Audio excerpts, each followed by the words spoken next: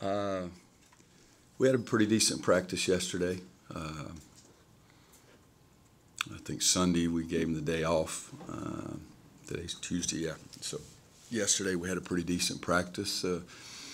We showed them some clips where we have to do better, and we showed them some clips where we did some good things, and yet it wasn't good enough.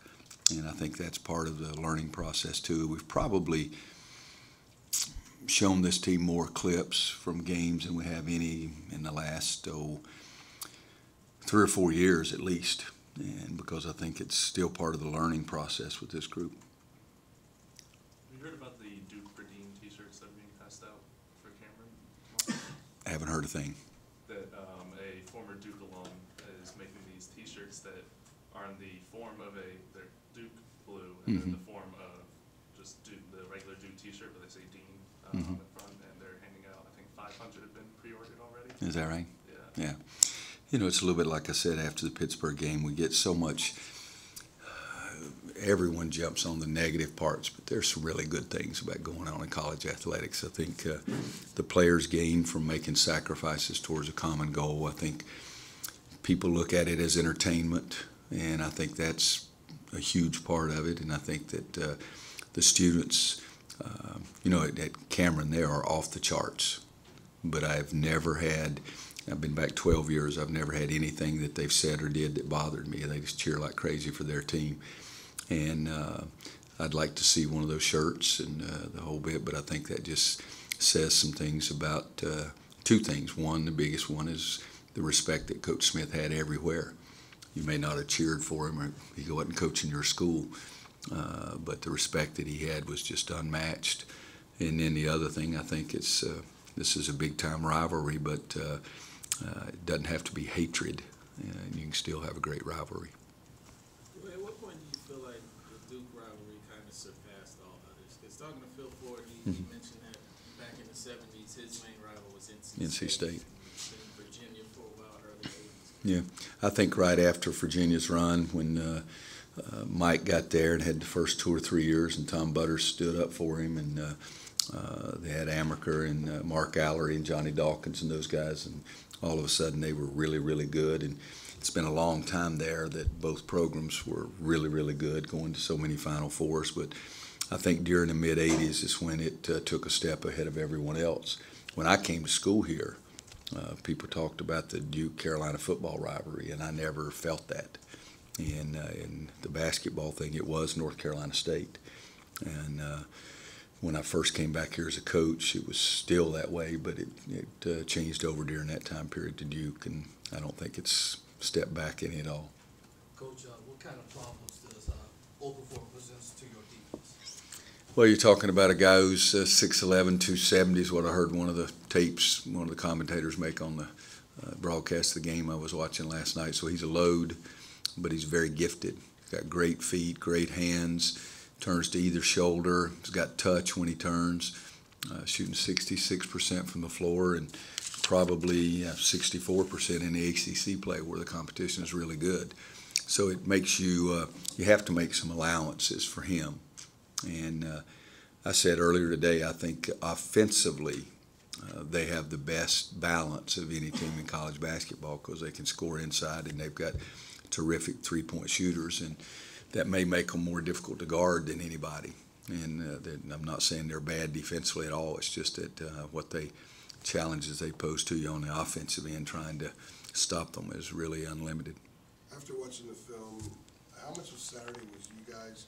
How much of it was Flip just being hot? A little bit of both, but I don't think that we played as well defensively, particularly in the first half. In the second half, I thought we had 3 major defensive breakdowns and 3 plays, but I thought, I can't remember the exact number, but there were several plays that we gave the guy that's guarding the shooter a good defense, and they still made the shot. And so you have to congratulate them. And somebody said they thought they had a great chance against Virginia, and I said, man, it's hard to shoot 66% in 2 games in a row. And but I think Jamie had them at a peak level for them, and you guys have heard me say a lot of times things about golf. I've always thought the more you make, the more you make. If I make the one on the first hole, I think I'm going to make one on the second hole. And I think they got confidence early And in golf, you also see guys in the same group where a guy starts making birdies and so does the other guy. You know, they sort of get caught up into that, and I think that's what happened to them is they were so confident. I mean, I know a couple of those times I would think that they took a couple of shots that Jamie didn't even want them to take, and they made them. And he did the smart thing as a coach. He just clapped and went on about his business kind of thing. But so it was a little bit of both. We weren't as bad defensively in the second half as I thought we were when I looked at it on tape. Since they were off the charts, was there something that was more alarming to you than usual after a loss, or was it, you know what, they were on fire, we certainly need to stop dribble penetration, but they're fixable problems? Well, I was not alarmed. You know, I didn't go off the deep end throwing chairs or anything like that. It was more matter-of-factly that we got to play better.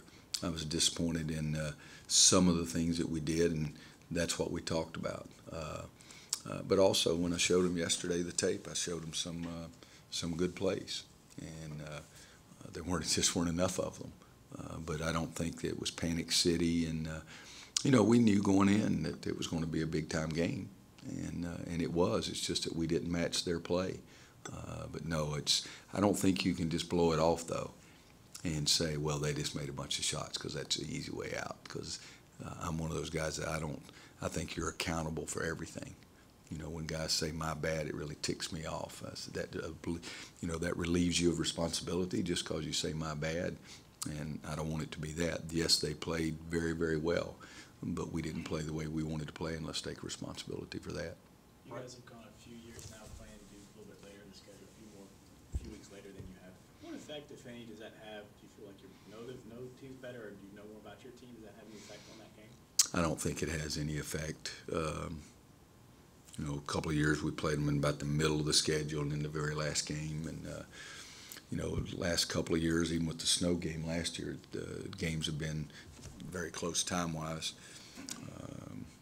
The game that Rivers made the big shot here at the very end, and then 2 weeks later, I think, you know, it was a totally different thing. But where it falls on the schedule, unless it's a time period where you don't have a guy and then you get a guy back.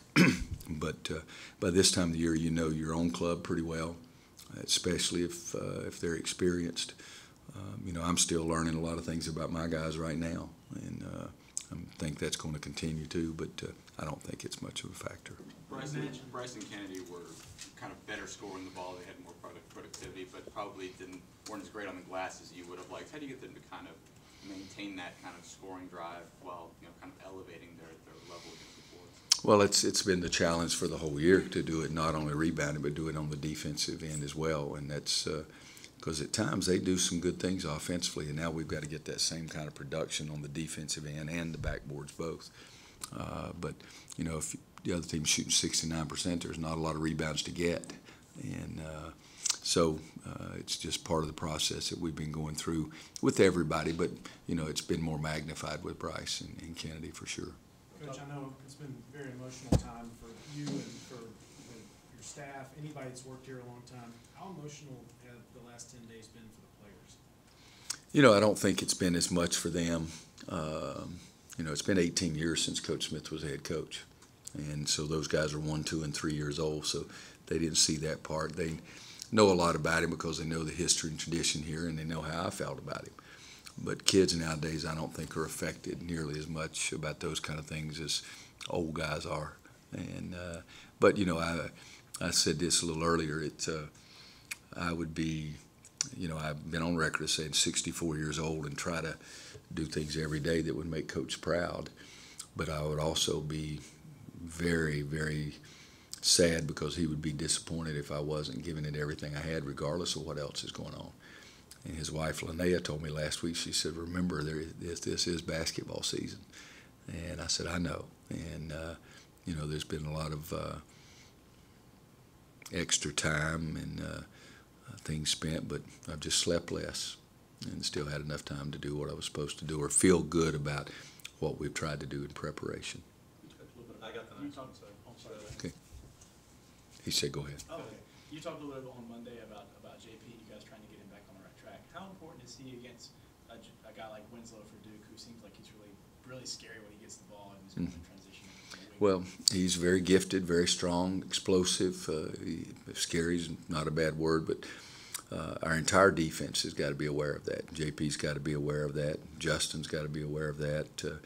We're going to have a little guy on him sometimes. They've got to be aware of that as well. But when you talk about the really good Duke teams, and this is one of them, I mean, they got 4 guys averaging in double figures, and so you got to guard everybody. Coach, question from Greg Barnes. What is the key to properly defending and limiting dribble penetration? Well, the key is quick feet, determination, and then drilling it to that you get the guy on the ball to have a great deal of responsibility and get everybody else to be willing to show early, help early, to try to slow him down. But it's a tremendous problem with the ball handlers we have in the game today. Take 1 or 2 more, and then we'll get 2 players in. Coach, after the last 3 losses, different players have said stuff about they need to buy in more. They need to, in fact, after the Virginia game, I think it was Kennedy said, you know, Virginia guys do exactly what their coach says to do. We need to do what our coach says to do. Mm-hmm. Do you feel like they're 100% buying in, or is this just a period where they're playing higher competition, they're just not playing as well as they need to? A little bit of both, but I do believe the kids, you know, there's a difference between buying in belligerently, not buying in. And I said this a little bit the other day, but I believe the kids know that what we're asking them to do is the right thing. But can you get your motor going hard enough? And I think that's the question of, you know, it can't be just sprint back on defense one time. You got to do it every time. And buying into making yourself give that kind of extra effort. The one thing that we've talked about more than anything was this team is a sense of urgency. You know, they've even made up little signs to put in our locker room, because I just had it written up on the board. If you want to be a great team, you've got to have a great sense of urgency. And that's where they understand it and they believe in it, but still so far they haven't done it.